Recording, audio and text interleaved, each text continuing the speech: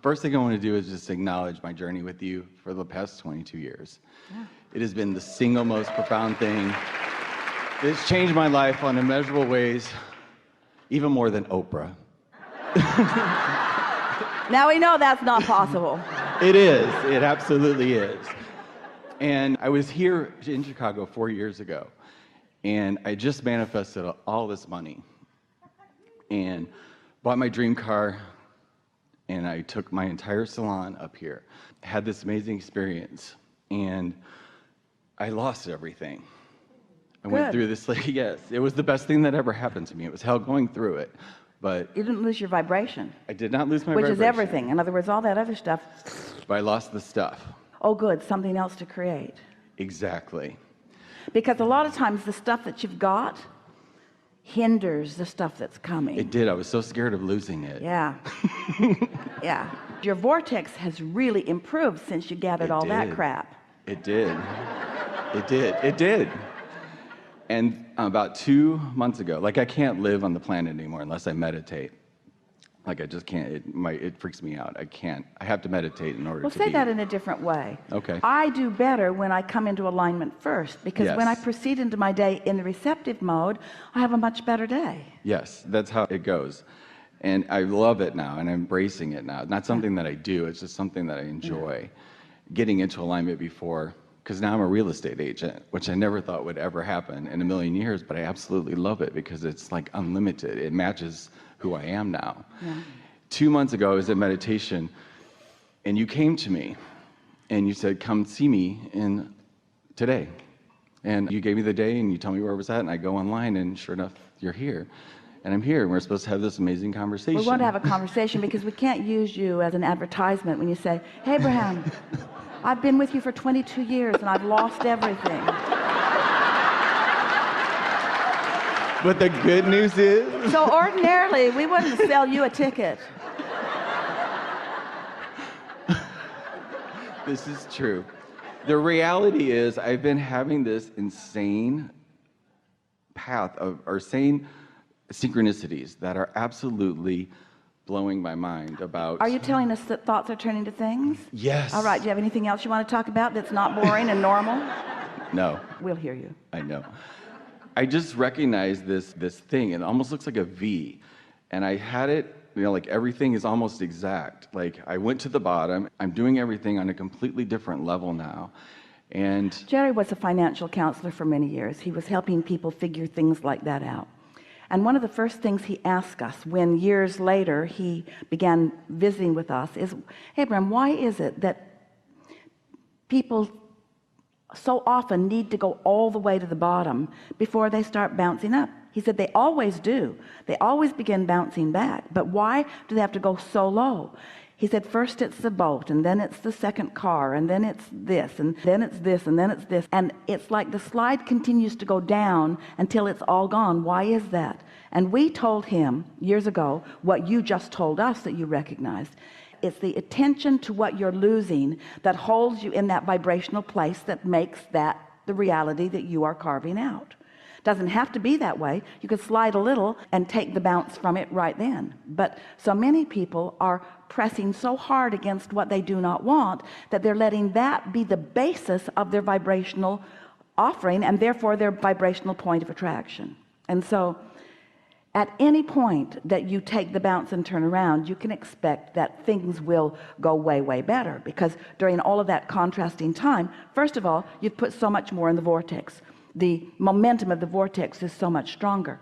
But it also requires then more discipline of focus, to not allow yourself to go back in a sort of post-traumatic war syndrome type thing and focus upon those things that caused you emotional pain then. In other words, you've really got to accept that all of that is to your advantage. We have two very important stories to tell you, and you've undoubtedly heard them before, but we're going to tell them to you again. So two people in the same week came to us with similar stories. One, a woman, an artist, coming from New York out to California. She had her portfolio of all of her magnificent artistry in her car in these boxes. She was going to Hollywood. She was going to present herself as a set designer, and someone broke into her car and took it all. And she said, so here I am with nothing to show. She said, I have lost it all. And we said, you have not lost your talent. You've not lost your point of attraction. You've not lost your vibrational prowess. You've not forgotten who you are as an artist. And anyway, that portfolio no longer represented what you have to offer now. It was a distortion of who you are. If you show what you painted 5 years ago, 10 years ago, 15 years ago, really, she had some of that in her portfolio, or even 1 year ago, or even last week, it does not represent who you are now. We said, go present yourself as you are now. The other was a man who, like you, had built quite an empire. He had lost it. He was in his 60s. He said, Abraham, how can I ever begin to start over now? It's taking me all these years to get to that point, and now it's gone. And we said to him, you have not lost your point of attraction. You don't understand what that vibrational version of you is. You have not lost your point of attraction. Your point of attraction and all that power of desire is there. You can turn things around so quickly. All you got to do is get in the receptive mode. It doesn't matter what you have. You're not amassing stuff anyway. You're amassing your ability to attract stuff, to create stuff, to manifest stuff. Manifestation is an easy thing once you get into that vibrational place where you're allowing it to manifest. Don't drag your manifestations from before around with you and use those assets as your reason to express your prowess to the world.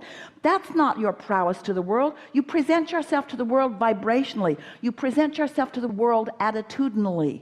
You present yourself to the world in terms of your mood. It's your point of attraction. It's what you're allowing the universe to deliver to you now, the ideas now, the rendezvous now, the circumstances and events now.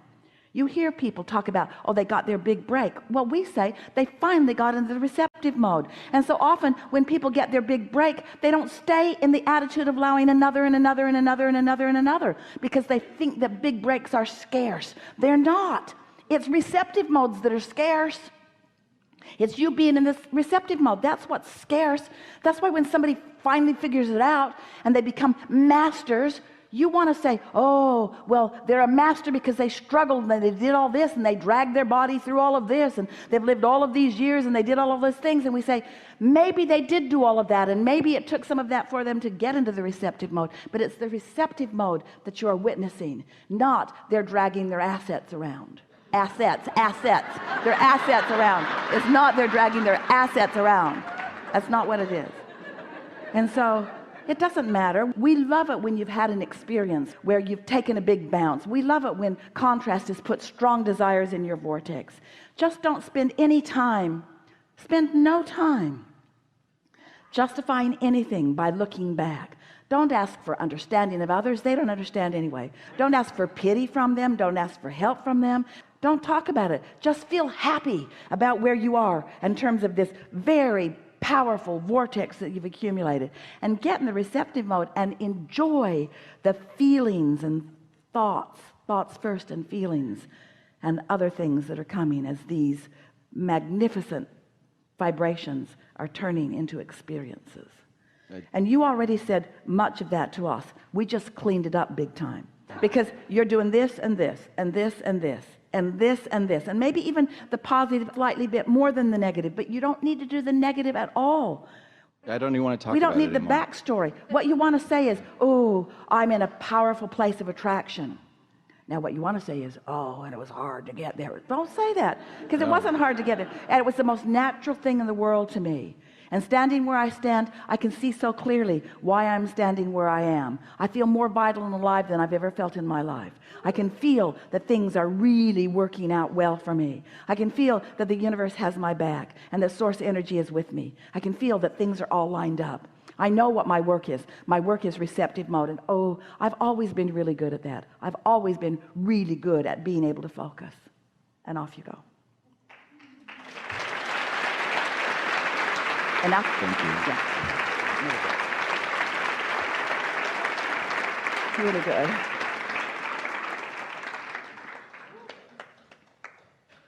So I come here today. I've read nothing about you. I've never seen your videos. I've never seen you in person.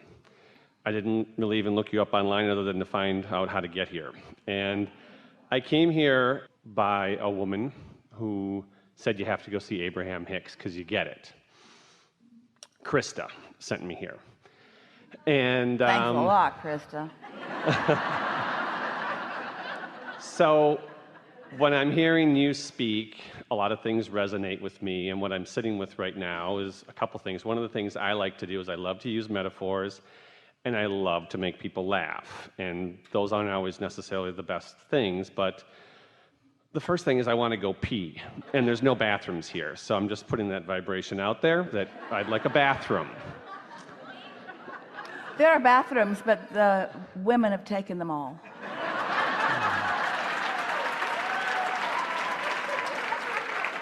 Because women are more powerful. Yes. More peaceful. So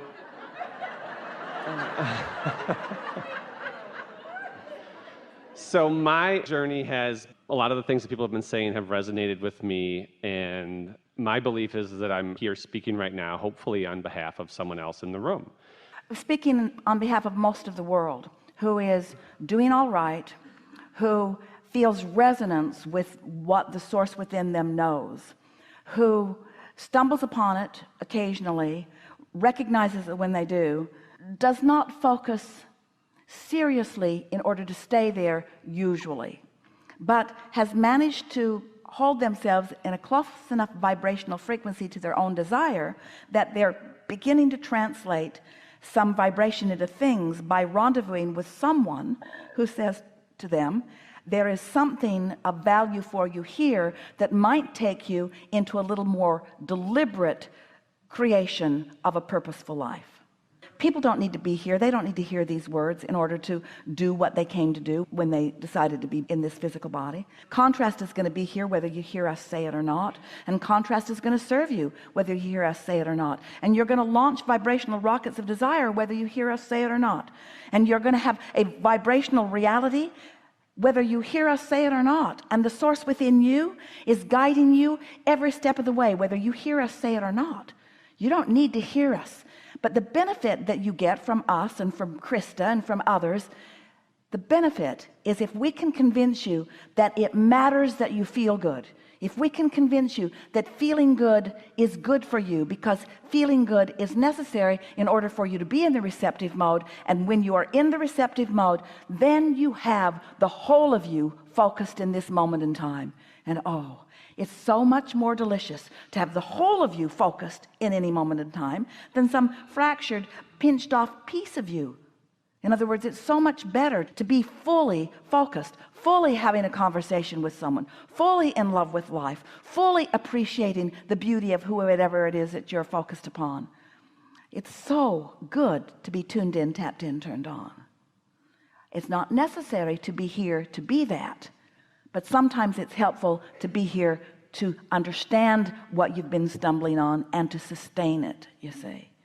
There is truth around every corner because your inner being is wanting to guide you toward what's of greatest benefit for you. But there's no one path, and there's no one inner being that's going to guide you all to the same path. In other words, you are really diverse, you are really different, you are all brilliant, and you are all loved, and things are always working out for all of you no matter what. We're glad you came.